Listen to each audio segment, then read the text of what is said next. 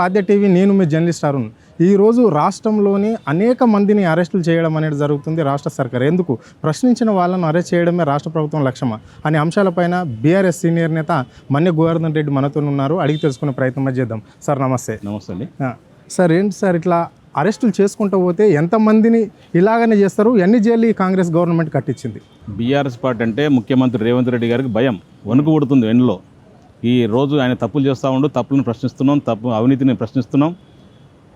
ఎప్పటికప్పుడు BRS party government మీద పోరాటం చేస్తుంది. దాన్ని తట్టుకోలేక ఇట్లాంటి కుట్ల ప్రయత్నాలు చేస్తుండు, కుట్ర రాజకీయం చేస్తుండు.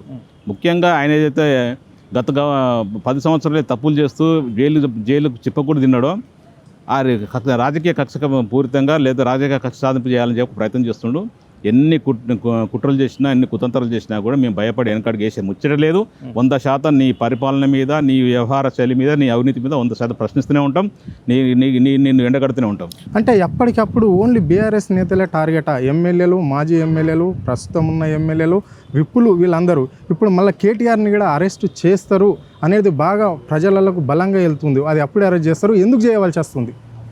వాళ్ళు ఒక్కొక్కసారి ఫోన్ టాపింగ్ అంటారు, ఒకసారి కాళేశ్వరం అంటారు, ఒకసారి విద్యుత్ కొనుగోలు అంటారు.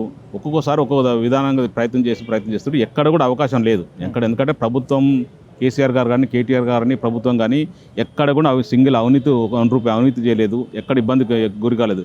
రాష్ట్రం నెంబర్ 1 రాష్ట్రం దిశగా తీసుకుపోయారు కేసీఆర్ గారు. ప్రజలు అందరూ వెల్కమ్ చెప్పారు. అది నీకు కూడా తెలుసు. ఇప్పుడు ఏదో రకంగా చేయాలని ఒక ప్రయత్నం చేసిండు, కానీ ఎక్కడ కూడా ఫోన్ ట్యాపింగ్ విషయంలో కానీ, కాళేశ్వరం విషయంలో ఎక్కడ దొరకలేదు. కాబట్టి ఇప్పుడు వచ్చేది కొడంగల్ ఏదైతే ప్రజలు నిరసనలో భాగంగా మొన్న జరిగిన ఇష్యూలోని కేటీఆర్ కావాలని పట్నం నరేంద్ర ఇన్వాల్వ్ చేయించి, తర్వాత పట్నం నరేంద్ర తర్వాత కేటీఆర్ ఇన్వాల్వ్ చేయించేసి ఏదో దీంట్లోనే అరెస్ట్ చేసి ఒక సునకానందం పొందాలని ప్రయత్నం చేస్తుండ్రు. కానీ ప్రజలు గమనిస్తున్నారు. ప్రజలు ఖచ్చితంగా 100% దీనికి ఇది తప్పుడు కేసు అని చెప్పేసి అనుకుంటున్నాం. బీఆర్ఎస్ పార్టీగా మేము ఎన్నికడికి వేసే ముచ్చట లేదు. కేటీఆర్ గారిని అరెస్ట్ చేసినా, లేకపోతే అరెస్ట్ చేయకపోయినా, లేకపోతే నీ పరిపాలన ఏదైతే నువ్వు 13 అంశాలతో కూడిన 6 గ్యారెంటీలు అయితే ఇంప్లిమెంట్ చేస్తా అని చెప్పేసి అధికారులకు వచ్చినావో, అది ఇంప్లిమెంట్ అయ్యేదాకా మీరు ప్రశ్నిస్తూనే ఉంటాం. మూసీ అనే పేరు మీద ₹150 కోట్ల కుంభకోణం చేయాలని చెప్పేసి అవినీతి చేయాలని చూస్తున్నావు కదా, దాన్ని మేము ప్రశ్నిస్తూనే ఉంటాం. అది ఎట్టి పరిస్థితుల్లో కూడా నువ్వు లాస్ట్ 10 సంవత్సరాల గవర్నమెంట్లో ₹16,000 కోట్ల మూసి ప్రక్షాళన డిపిఆర్ తీసుకురావడం జరిగింది. దాన్ని కనీసం 16,000 కోట్లు కాకపోతే ఇంకొక 5 కోట్లు, ఇంకా 5-6,000 కోట్లు ఎక్స్ట్రా అయినా ఏం పెద్ద ఉండొచ్చు ఛాన్స్ ఉంటుంది. ఎందుకంటే సిమెంట్ రేట్, స్టీల్ రేట్ పెట్టలేదు. కానీ ఒకటేసారి ఏకదమ్ ₹150 కోట్ల అని చెప్పేసి ఒక పెద్ద అవినీతికి గతంలో ప్రపంచంలో కూడా ముసి మీద, ఒక రివర్ ప్రాజెక్ట్ మీద అంత ఖర్చు పెట్టిన దాఖలు లేవు. ఈయన ఓన్ ₹150 కోట్లు అని చెప్పి చెప్తున్నాడు. దీని 100% అవినీతి. దాన్ని మా కేటీఆర్ గారు ఎప్పటికప్పుడు ప్రశ్నిస్తున్నాడు. బీఆర్ఎస్ పార్టీ ప్రతి కార్యకర్త దాని మీద వ్యతిరేకిస్తున్నాడు. మూసి బాధితుల గురించి కేటీఆర్ గారు కానీ, హరీష్ రావు గారిని పోయి పరామర్శిస్తున్నాడు. మేము ఉన్నాం మీకు అండగా అని చెప్పిన సందర్భం. ఇవన్నీ తట్టుకోలేక ఆయనకు వణుకు పుట్టేసి ఆయన ఇట్లాంటి కుట్ల ప్రయత్నం చేస్తుండ్రు. రాజకీయ కక్ష సాధింపు చర్య మాత్రం తప్ప ఇంకా ఇందులో ఏం నిజం లేదు, వాస్తవం లేదు. అంటే ప్రభుత్వం మూసి పక్షాలన చేస్తామని, పర్యావరణాన్ని కాపాడతామని ఒకవైపు ఉంటూ, మళ్ళా ఇక్కడ కొడంగల్లోని రైతుల భూములను ఫార్మా కంపెనీకి లాక్కోవడానికి ప్రధాన కారణం ఏంటి? ఎందుకు ఆ పేదవాళ్ళ భూములను లాక్కుంటుంది గవర్నమెంట్? కొడంగల్లో మంచి భూమి అండి, మంచి సాయిల్ ఉంటుంది. సంవత్సరానికి 2 పంటలు వండుతుంటాయి. అట్లాంటి భూమిని తీసుకొనేసి నువ్వు ఫార్మా కంపెనీకి తన అల్లుడికో లేదా బావమడిదికో తన చుట్టాలకు ఏదో ఇవ్వాలని ప్రయత్నం చేస్తున్నావు కదా, అది 100% నీ సొంత కాన్సెన్సీ. నేను ప్రజలు గుండెలు పెట్టుకొని గెలిపించిర్రు, 2 సార్లు 3 సార్లు గెలిపించిర్రు. అట్లాంటి ప్రజలను మోసం చేయాలని ఆలోచన ఎట్లా వస్తుంది? ఆ గతంలో తొలి ముఖ్యమంత్రి కేసీఆర్ గారు నేను 13,500 ఎకరాలు ముచ్చర్లలో ఫార్మా కంపెనీ కొరకు చేసి రెడీ పెట్టిర్రు. దాంట్లో పెట్టకుండా ఆ ముచ్చర్ల ఫ్యాక్టరీ దగ్గర ఉన్న ల్యాండ్ని, ఫార్మసిటీని క్యాన్సిల్ చేస్తూ ఫార్మా విలేజ్ అని చెప్పేసి కొత్త పేరు పెట్టేసి ఏదో ఒక ప్రయత్నం చేస్తూ దీని వెనక కరప్షన్ అంతే. ఏదో కంపెనీకి ఇచ్చేస్తే డబ్బులు వస్తాయి. ఈ ఆల్రెడీ చేసిన దాంట్లో ఇండస్ట్రీ పెడితే వెనక ఏమొస్తాయి? ఏం రావు. ఓన్లీ డబ్బుల ఆశతోటి, డబ్బులను ఎట్లా దండుకోవాలని చెప్పే ఉద్దేశంతో ఆ ఫార్మాస్యూటికల్ కంపెనీలు పెట్టకుండా కొత్త ప్లేసులు వెతుక్కుంటున్నాడు. ఓన్లీ దీంట్లో డబ్బు ఆశ తప్ప, డబ్బే ప్రధానం ఆయనకు, ప్రజలు ప్రధానం కాదు. తొలి ముఖ్యమంత్రి కేసీఆర్ గారు అంటే సిటీకి దూరంగా ముచ్చర్లలో 13,500 ఎకరాలు పెట్టేసి అక్కడ ఆల్రెడీ అన్ని నామ్స్ ప్రకారం ఢిల్లీలో నుంచి అన్ని క్లియర్స్ వచ్చినాయి, ఎన్విరాన్మెంట్ క్లియర్స్ వచ్చింది, అన్నీ వచ్చినాయి. అక్కడ పెట్టకుంటే కొత్త ప్లాన్ చేయడం అనేది దీని వెనుక మాత్రం కొంత దురుద్దేశం ఉంది. రాజకీయ దురుద్దేశం పక్కన పెడితే దాని వెనుక 100% కరప్షన్ ఉంది.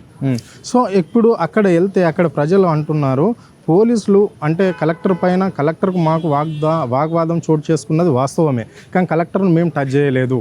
సో మా ఇండ్లకి వచ్చి నైట్లో ఇక్కడ చుట్టుపక్కల ఉన్న ఊర్లలో కావచ్చు, ఆ తాండాలలో కావచ్చు, కరెంటు బంద్ చేసి నెట్వర్క్లు అన్నీ బంద్ చేసి పోలీసులు అర్ధరాత్రి పోవాల్సిన అవసరం అంతా ఏమొస్తుంది గవర్నమెంట్కు? ఆ ప్రజలపైన దాడి ఎందుకు పాటుపడుతుంది? కొడంగల్ ప్రాంతంలో సంబంధించినంత వరకు దాదాపు ఫార్మా విలేజ్ కొరకు ల్యాండ్ పుల్లింగ్ చేస్తున్నారని చెప్తే అక్కడ ఉన్న రైతులంతా వ్యతిరేకించారు. గత 6-7 నెలల నుంచి వెళ్ళి నిరసన తెలుపుతుర్రు, ఉద్యమాలు చేస్తుర్రు, టెంట్లు వేసుకొని నిరసన తెలుపుతుర్రు. మరి ఏ రోజు కూడా ముఖ్యమంత్రి తన సొంత జిల్లా సొంత కాన్స్టెన్సీ ఒక్కరోజు కూడా ప్రజల గురించి మాట్లాడిన సందర్భం లేదు. ప్రజలు ఈ దారికి వస్తే పట్టించుకున్న సందర్భం లేదు. మీ అన్న తిరుపతి రెడ్డి గారు పట్టించుకున్న సందర్భం లేదు. చిన్న నాయకుల నుంచి పెద్ద నాయకుల వరకు అందరి దగ్గర తిరిగారు. ప్రజలకు ఏం చేయాలని అర్థం కాని దిక్కుచోని పరిస్థితి. ఇక్కడ బీఆర్ఎస్ పార్టీ ప్రతిపక్ష పార్టీకి చాలా సందర్భాలు సపోర్ట్ చేసిన మాట వాస్తవం ఉంది. కానీ ఏది ప్రజలు ఏది ఇబ్బంది 2 పంటలు పండే పంటలని భూములు తీసుకోవద్దు, ఆల్రెడీ ముచ్చరల్లో ఫార్మాసిటికల్ సంబంధించిన కంపెనీ ఉంది, అక్కడ పెట్టుకునే అవకాశం ఉందని చెప్పిన సందర్భం అయినా కూడా కాదనుకుంటూ ప్రతిపక్షాలని ప్రజల్ని కాదనుకొని అక్కడనే పెట్టాలని కక్ష సాధింపుతో చర్య తీసుకున్నాడు. ప్రజలు ఏం చేశారంటే నిజంగా కలెక్టర్ పోయినప్పుడు కొంచెం వాగ్వేదాలు అవుతుంటాయి. కాకపోతే ఎందుకుంటే చెప్పు, ఎందుకంటే దాని ఉన్న 2 ఎకరాలు 3 ఎకరాల భూమిని పంట దాని మీదే జీవనోపాధి చేస్తున్న దాని తరతరాల నుంచి వస్తున్న భూమిని ఆ పంటలు వండుతున్న దాంతోనే బతుకుతున్న దాన్ని మీరు గుంజుకుంటుంటే ఎవరైనా ఒప్పుకోరు కదా. అందుకే నిరసన తెలిపారు. మళ్ళీ కలెక్టర్ గారు చెప్తారు నా మీద ఎలాంటి దాడి జరగలేదని చెప్పేసి. అయినా కూడా నీకు కావాలని కక్ష రాదు. ఇందులో ఏమో ఒకటే గుర్తుపెట్టుకో, ఎవరైతే కలెక్టర్ మీద దాడి జరిగిందని చెప్పేసి లేకపోతే స్పెషల్ ఆఫీసర్ దాడి జరిగిందని చెప్తారు కదా, అది ఓన్లీ సాకు చూపించేసి ప్రజల్ని భయభ్రాంతులు చేసి దాదాపు 300 మంది పోలీసులు అండి ఒక చిన్న గ్రామం తండా మీద గిరిజనుల మీద 300 మంది పోలీసులు అర్ధరాత్రి పోయేసి కరెంటు తీసేసి ఇంటర్నెట్ తీసేసి ఎంత పైశాచికం ఆనందం అని చెప్పండి. ఎవరన్నా తన ప్రజలు ముఖ్యంగా తెలంగాణ ప్రజలు ఒకవైతే అయితే తన సొంత నియోజకవర్గం ప్రజలు ఆ ప్రజలు ఇంత హింస పెట్టాల్సిన అవసరం నీకు కోట్లు వేసి నేను కడుపులో పెట్టుకుని చూసుకున్నందుకు 3 సార్లు ఎమ్మెల్యే గెలిపించినందుకు ఇంత హింస పెడతావు ప్రజల్ని? నీకు రాబోయే రోజులలో నువ్వు అసలు ఇంకా ఏ ముఖం పెట్టుకుని ఆ కాన్స్టిట్యూన్సీకి పోతావు, ఏ ముఖం పెట్టుకుని అక్కడ ఓట్లు అడుగుతావు? అసలు ఇది కరెక్ట్ గానే కాదు. ప్రజాస్వామ్యంలో ఇట్లాంటి నిరసన పరిపాలన కరెక్ట్ గానే కాదు. నువ్వు ఇప్పటికైనా మారు ముఖ్యమంత్రి. నువ్వు ఒక పొద్దున్న లేస్తే బూతులు మాట్లాడుతూ టైంపాస్ చేస్తున్నావు, డైవర్స్ పాలిటిక్స్ చేస్తుంది తప్ప ప్రజలు ఏదైతే నువ్వేదో నేను ఆశపడి అంటే నువ్వేదో దొంగ హామీలు ఇచ్చినవో అమలు కానీ హామీలను ఏదైతే ఇచ్చినవో అవి అన్ని హామీలు అడుగుతారనే భయంతో ఇట్లాంటి వ్యవహారాలు చేస్తున్న డైవర్ట్ పాలిస్తూ ప్రజలు ఎన్ని రోజులు చూస్తారు? ఇప్పటికీ ఆల్రెడీ 1 year కావస్తుంది. ఇంకో 2 నెలలు చూస్తే తర్వాత నీకు రోడ్ల మీద ఏదైతే కొడంగల్ నిరసన తెలిపారో రోడ్ల మీదకి వచ్చేసి కలెక్టర్ నిలదీసారో అట్లా నిన్ను కూడా నిలదీసే రోజులు వస్తాయి. ఇప్పటికైనా మారు ముఖ్యమంత్రి. అంటే ఇప్పుడు కలెక్టర్ను అక్కడ ఉన్న ప్రజలు నిలదీసిరు, అడ్డుకున్నారు. వాస్తవమే, కలెక్టర్ గీడ అంటున్నాడు నా పైన దాడి జరగలేదు అని చెప్పినాక గీడ కొంతమంది బీఆర్ఎస్ నేతలను అరెస్టు చేయడం అనేది జరిగింది ప్రభుత్వం. ప్రధానంగా మాజీ ఎమ్మెల్యే ఉన్న పట్నం నరేందర్ రెడ్డిని నిన్న అరెస్ట్ చేసింది మనం అందరికీ తెలిసినట్లే. అంటే ఇప్పుడు ఈ కలెక్టర్ మీద దాడి జరిగితే సీఎంను వ్యతిరేకించినట్లన్నా కాదా అక్కడి ప్రజలు? అంటే అక్కడ ఆయననే ఆ నియోజకవర్గానికి ఎమ్మెల్యేగా ప్రాతినిధ్యం వహిస్తాడు, దాన్ని ఎట్లా చూడవచ్చు మనం? నేనేమంటే రేవంత్ రెడ్డి ముఖ్యమంత్రి తన సెక్యూరిటీని పక్కన పెట్టి ఒక్కసారి కొడంగల్ తన సొంత నియోజకవర్గం కదా, అక్కడ ఓట్లేసి గెలిపించి నేను కడుపులో పెట్టుకునే కదా, ఒక్కసారి సెక్యూరిటీ పక్కన పెట్టి నువ్వు బాబు నేను ఫార్మాసిటికల్ ల్యాండ్ తీసుకుంటున్నా లేకపోతే మీకు ఇది చేస్తా చెప్పు, నేను ఇంతకన్నా 100 రెట్లు ఎక్కువ నిరసన తెలుపుతారు, ఇంతకన్నా 100 రెట్లు పరిగెత్తిస్తారు. ప్రజలు అంత ఆవేశాలతో ఉన్నారు, అగ్రావేశాలతోటి. అది పక్కన పెట్టేసి ఎన్ని పనికిమాలు చేసి నరేందర్ రెడ్డిని ఎట్లా దీంట్లో ఇన్వాల్వ్ చేయాలి. ప్రజలు ఏమంటారు అంటే గిరిజనులు కొట్టారు కదా వ్యతిరేకత వస్తుంది కదా, మొత్తం ఒక్క కొడంగల్నే కాదు తెలంగాణలో వ్యతిరేకత వస్తుంది. ఎందుకంటే ప్రజలు ఎంత ఇబ్బంది పెడతాడా, అర్ధరాత్రి 300 మంది చిన్న గూడెం మీద తీసుకుపోయి 300 మంది పోలీసులు లైట్లు బంద్ చేసి కరెంటు బంద్ చేసి ఇంటర్నెట్ బంద్ చేసి ఇంత చిత్రహింసలు చేసి చూసినాక నిన్న కోర్టుకు పోతురు. పాపం ఒక్కొక్క రైతు కుంటుకుంటూ పోతురు, అంత చిత్రహింసలు చేసి కొట్టిరు బాగా. ప్రజలందరూ దీన్ని చూస్తూ గమనిస్తారు కాబట్టి ఇంకా వ్యతిరేకత ఆల్రెడీ ప్రభుత్వం మీద వ్యతిరేకత వచ్చింది, ఇంకా వ్యతిరేకత వస్తుంది. రైతులను అంత హింసిస్తారా అని చెప్పేసి అట్లాంటి ఆలోచన వస్తుందని చెప్పేసి దీన్ని డైవర్షన్ చేయాలి. ఎట్లా చేయాలి? పట్నం నరేందర్ రెడ్డిని ఇన్వాల్వ్ చేయాలి. 40 సార్లు ఫోన్ చేసిండు, చేస్తారు భయ్ మా కార్యకర్త 40 సార్లు 400 సార్లు చేస్తారు. ఎందుకు చేయడు చెప్పు? ఏం ఇబ్బంది ఉన్నప్పుడు అక్కడ ఉన్న పరిస్థితులు మంచి చెడుకు అన్నిటికీ మాకుతో టచ్లు ఉంటారు కార్యకర్తలు. అదే అంటున్నారు కాంగ్రెస్ మంత్రులు కావచ్చు, కాంగ్రెస్ లీడర్లు అందరు కావచ్చు, ఇదే అంటున్నారు. మరి వీళ్ళు బీఆర్ఎస్ వాళ్ళే దీన్ని వెంటుండి నడిపిస్తున్నారు కాబట్టి వీళ్ళకు తప్పకుండా వీళ్ళను చట్టపరమైన చర్యలు తీసుకుంటాం వీళ్ళ పైన అని చెప్తున్నారు. ప్రధాన ప్రతిపక్ష పార్టీగా అక్కడ ప్రజలు ఆందోళన చేస్తున్న సందర్భంలో మేము ఖచ్చితంగా అలా సపోర్ట్ చేస్తాం.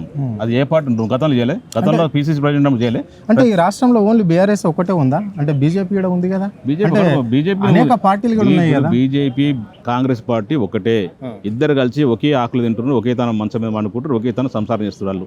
వాళ్ళని మనం ప్రతిపక్ష పార్టీగా లేదు, ఒక బీజేపీ పార్టీ తెలంగాణ ఉందనేది మర్చిపోయారు జనాలు. 8 మంది ఎమ్మెల్యే గెలిచారు, 8 మంది పార్లమెంట్ మెంబర్లు గెలిచారు. వాళ్ళు ఎక్కడ వండుకురో ఏం తింటారో ఏం చేస్తారో అసలు ఎవరికి సంబంధం లేదు. కాంగ్రెస్ రేవంత్ రెడ్డి తందారంటే తన తందారంటారు బీజేపీ వాళ్ళు. వాళ్ళంతా ఇప్పుడు ఒకటే ఓన్లీ ప్రజల గురించి కొట్లాడేది, ప్రజల వైపు మాట్లాడేది, ప్రజలకు నేనుండా అండగా ధైర్యం నింపేది ఓన్లీ బీఆర్ఎస్ పార్టీ. కేటీఆర్ గారు, హరీష్ రావు గారు ఖచ్చితంగా ప్రతి అంశం మీద ప్రశ్నిస్తారు, ప్రతి అంశం మీద టచ్ చేస్తారు. అట్లాంటి ఎట్లా అని చెప్పి ఈ పార్టీని కొంచెం తగ్గేయాలని చెప్పేస్తే కేటీఆర్నో లేకపోతే పట్నం అరెస్ట్ కూడా అదే. దాంట్లో భాగాన్ని కేటీఆర్ అరెస్ట్ చేస్తే కొన్ని కార్యకర్తలు ఎన్కార్డ్ చేస్తారు అనుకుంటారు. కానీ ఒకటే రేవంత్ రెడ్డి గుర్తుపెట్టుకో, మేము ఉద్యమం నుంచి వచ్చిన పార్టీది. ఆశామాషిగా నీళ్ళక లంగపని చేసి లేకపోతే డబ్బులు పెట్టి కొనుక్కున్న పదవి కాదు ఇది. 100% ఉద్యమించిన పార్టీ. ప్రతి నిమిషం తెలంగాణ కొరకు, తెలంగాణ బీఆర్ఎస్ పార్టీ కొరకు 100% మాలాంటి కార్యకర్తలు పనిచేస్తారు. నీ ఇట్లాంటి ఇంత ఇంత ఇంత ఏదో అనగదొకాలను చూస్తున్నావో అంతకు డబుల్ త్రిబుల్ మేము పైకి లేస్తుంటాం. ఖచ్చితంగా ప్రజల వైపు ఉంటాం. మీ అవినీతిని, మీ అక్రమాలని, మీ చేతగాని పరిపాలనని ప్రశ్నిస్తూనే ఉంటాం. మేము నిలదీస్తూనే ఉంటాం. మేము మెడలు ఉంచుతూనే ఉంటాం. అంటే చివరిగా అంటే ఆ ఫార్మా కంపెనీ కేటాయించిన భూములు అక్కడనే కడతాము ఫార్మా కంపెనీ అని చెప్పేసి ఏర్పాటు చేస్తామని చెప్తున్నారు కదా, వాటికి ల్యాండ్ విలువ ఎంత ఉండబోతుంది? ప్రస్తుతం ప్రజెంట్ మార్కెట్ రేట్ ఎంత ఉంటుంది? గవర్నమెంట్ ఎంత కట్టిస్తుంది వాళ్ళకి? ఎక్కడ ముచ్చర్లను? ముచ్చర్ల ఆల్రెడీ 13,500 ఎకరాలు. ముచ్చర్ల కాదు, ఇది లగచర్ల. అసలు నువ్వు ఎంత ఎకరానికి 4 కోట్లు ఇచ్చినా ఇయ్యరాలు. అంటే అందాదా ఎంత ఉంది అక్కడ వ్యవసాయ భూమిలో? రైతులది ల్యాండ్ విలువ ఎంత ఉండబోతుంది? అంటే కొడంగల్కు దగ్గరలో ఉంటుంది, 12 కిలోమీటర్ల దూరంలోనే ఉంటుంది తాలూకాకి. ఇప్పుడు తెలంగాణలో మనం తొలి ముఖ్యమంత్రి కేసీఆర్ పాలనలో 10 సంవత్సరాల్లో తెలంగాణ రాష్ట్రంలో చిన్న పల్లెటూళ్ళలో కూడా లక్షల రూపాయల ఎకరం పోతున్న సందర్భం ఉంది. ఈ సిటీకి దగ్గర ఉన్నట్టు కోట్ల మీద ఎకరాలు ఉంటాయి. వీళ్ళు ఇచ్చే ఫార్మా కంపెనీ గవర్నమెంట్ రేటుకు 3 రేట్లు కట్టిస్తారు, 2 రేట్లు కట్టిస్తా అంటే ప్రజలు నమ్మే అసలు ఇయ్యరు. నువ్వు 100 నీ ఒక ఎకరానికి 4 కోట్ల రూపాయలు ఇచ్చినా కూడా ప్రజలు ఇచ్చే పరిస్థితి. ఎందుకంటే దాని మీదనే జీవనోపాధి ఉంది. దాని మీదనే తాతల తరాల నుంచి కూడా దాని మీద వ్యవసాయం చేసుకొని బతుకుతున్న సందర్భం ఉంది. దాని మీదనే పెళ్లిళ్ళు చేసుకున్న సందర్భం ఉంది. దాని మీదనే బతుకున్న సందర్భం ఉంది. అట్లాంటి ల్యాండ్ని ఎందుకు ఇస్తారని చెప్పి చెప్తారు ప్రజలు. నీకు ఆల్రెడీ ఆల్టర్నేట్ ఉంది కదా. గత ప్రభుత్వం నీకు మంచి బండిన విస్తారాలు లెక్క పెట్టి రెడీగా ఉంది ముచ్చరల్లా. ఆడబెట్టకుండా ఈడనే పెట్టాలని చెంది దీని అంతరేమైంది నాకు అర్థం కాదు ఇప్పటికీ. ఎవడన్నా సరే ప్రజలు మంచి కోరుకునేవాడు ఏడ అవకాశం ఉంటే ఆడ పెట్టాలి. గవర్నమెంట్ ల్యాండ్ ఉండే కొంత పుల్లింగ్ చేసిర్రు. మొత్తం 13,000 ఎన్వైరాన్మెంట్ క్లియరెన్స్తో సహా రెడీ ఉంది. ఆడ పెట్టకుండా ఓన్లీ కొడంగాల్ని పెట్టాల్సిన తనతో అల్లుడికో బొమ్మడిగా పెట్టి ఇచ్చాల్సిన అవసరం ఏముంటుందని. ప్రజలు ఇంత నేను ముఖ్యమంత్రిని చేసింది లేకపోతే ఎమ్మెల్యేని చేసింది ప్రజల్ని ఇబ్బంది పెట్టించుకోవడానికైనా, ప్రజల్ని కొట్టించుకోవడానికైనా, ప్రజల్ని అర్ధరాత్రి తీసుకుపోయి అరెస్ట్ చేయించుకోవడానికైనా ఇది తీవ్రమైన చర్య. మేము 100% దీన్ని ఖండిస్తున్నాం. ఇట్లాంటి ఇంకా రాబోయే రోజుల్లో ఇంకెన్ని చూడవచ్చు అకృత్యాలు. ఓన్లీ రాక్షస పాలన నడుస్తుంది. ఓన్లీ అసలు ఆ భాష ఏందండి? అసలు ముఖ్యమంత్రి మాట్లాడే భాష అండి ఇష్టం సరగా మాట్లాడుతుంటాడు. నా కొడకల్లారా నిన్ను పంగడబెట్టి తొక్కి పేగులు తీసి మెడకేసుకొని ఊరేగుతుంటాడు. అసలు మనిషివా పశువా? సో రాక్షసుల కంటే దారుణంగా మాట్లాడతావు. రాక్షసులు కూడా ఇట్లా మాట్లాడలే, చేసింటారు మనం గత పురాణాలను చూస్తుంటాం. కానీ నువ్వు వ్యక్తిగతంగా అంత అసహ్యంగా మాట్లాడుతుంటావు. లాగులు తొండలు ఇస్తుంటావు, కళ్ళు కూడా తీసుకు గోడిలాడుతూ ఉంటావు. అసలు సంపుతా పింగుతా అసలు బుల్డోజర్ తొక్కిస్తుంటాడు. నువ్వు దావంటాడు, కుక్క సాగు చేస్తూ ఉంటాడు. అసలు ఒక మనిషిలాగా మాట్లాడు ఒక ముఖ్యమంత్రి. అసలు నువ్వు ముఖ్యమంత్రికి అన్ఫిట్, అసలు మనిషి కూడా అన్ఫిట్ నువ్వు రేవంత్ రెడ్డి. ఇప్పటికైనా సిగ్గు తెచ్చుకొని మంచి మాట్లాడి నేర్చుకో. మంచి పరిపాలన చేయి. ప్రజాపాలన పేరు పెట్టుకోవడం కాదు, దాంట్లో 10% అయినా ప్రజాపాలన చేయి. అంతేగాని రాక్షస పాలన కంటే దారుణం చేస్తున్నావు. ప్రజలు ఇన్ని 70 సంవత్సరాల స్వతంత్ర భారతంలో ఇన్ని రాష్ట్రాల ముఖ్యమంత్రులు ఏ ముఖ్యమంత్రి చెడ్డ పనులు నువ్వు చేస్తున్నావు? ఏ ముఖ్యమంత్రి ప్రజలు తిట్లు నువ్వు తింటున్నావు? అది సిగ్గానే తెచ్చుకో. ఇప్పటికైనా ప్రజల భావోద్వేగాలను గుర్తించు, వాళ్ళ బాధలను పరిశీలించు. ప్రతి కాడ ఇష్టానుసారంగా హైడ్రాబెట్టి బెదిరిస్తావు, మూసిపెట్టి బెదిరిస్తావు, రైతులను బెదిరిస్తావు. అసలు ఓన్ బెదిరింది ఎవరు? అసలు రాక్షస పాలన అంత దారుణం ఉంది. అసలు ముఖ్యమంత్రి అసలు నేను చెప్తే కదా, ఒక ముఖ్యమంత్రి సెక్యూరిటీ పక్కన పెట్టు, తెలంగాణ ప్రజలు ఉరికిచ్చిరుకుచ్చి కొడతారు. ₹4 ఎక్కడ చేస్తారు. ఇప్పటికైనా తస్మా జాగ్రత్త, ఒళ్ళు దగ్గర పెట్టుకుని పరిపాలన చేయి. థ్యాంక్ యూ అన్న, మీ అమూల్యమైన టైం కేటాయించినందుకు.